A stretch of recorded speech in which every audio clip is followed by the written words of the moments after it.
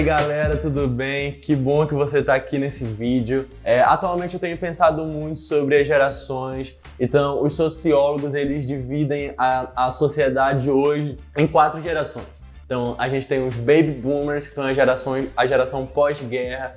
Nós temos a geração X, a Y e a Z. E depois vem um pensamento de como nós cristãos, ou como nós, a Igreja do Senhor, o corpo de Cristo, temos comunicado o Evangelho para cada uma dessas gerações.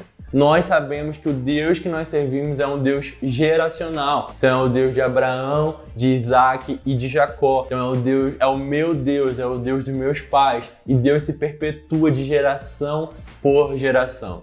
E Hebreus também diz que Deus ele é imutável, então ele é o mesmo ontem, hoje e para sempre será. Billy Graham tinha uma frase muito legal e ele dizia assim: a Bíblia é mais atual do que o jornal que irá circular amanhã.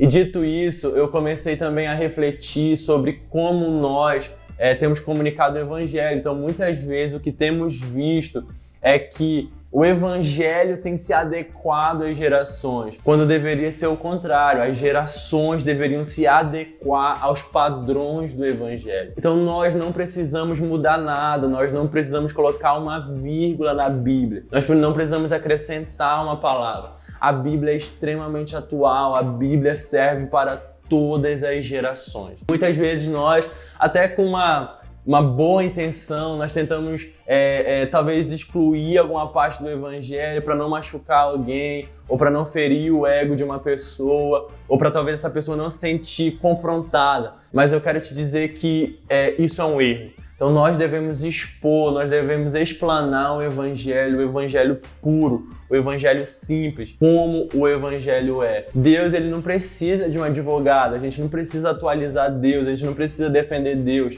Deus nos chamou para nós sermos testemunhas dele, né? Veja bem, eu não estou falando da forma de comunicar o Evangelho, e eu creio que isso é muito válido, né? Então, se eu vou pregar para alguns jovens, eu realmente tenho que usar uma linguagem jovial, mas o que eu estou falando é sobre a mudança de princípios, e o apóstolo Paulo ele falava isso. Então eu quero ler contigo 1 Coríntios, capítulo 9, versículo 22, e Paulo diz assim: então, aos fracos tornei-me fraco para que eu pudesse ganhar os fracos. Fiz-me todas as coisas para todos os homens, para que eu pudesse por todos os meios salvar alguns. Então eu acho muito válido essa mudança de linguagem para comunicar a essas diversas gerações. Mas o que nós não podemos fazer é mudar princípios da palavra de Deus, é alterar princípios da palavra de Deus, ou omitir princípios da palavra de Deus a fim de que as pessoas se sintam mais confortáveis. O Evangelho é desconfortável, o Evangelho te muda, o Evangelho te altera. Realmente nós precisamos pregar o Evangelho do jeito que ele é. E lógico que isso vai ocasionar uma coisa chamada perseguição. Então, numa sociedade tão polarizada, com pessoas que realmente estão acostumadas a colocar sua opinião, a expor sua opinião, talvez você possa sofrer algum tipo de perseguição. Mas eu quero te dizer que você não precisa levar a perseguição como um sofrimento, mas leve a perseguição, encare a perseguição por causa do Evangelho como um privilégio, né? Então, em Mateus capítulo 10, versículo 22, eu quero ler contigo também. Ele diz assim: quando vos perseguirem nesta cidade, fugi para outra, porque em verdade eu vos digo que não tereis percorrido as cidades de Israel sem que venha o Filho do Homem.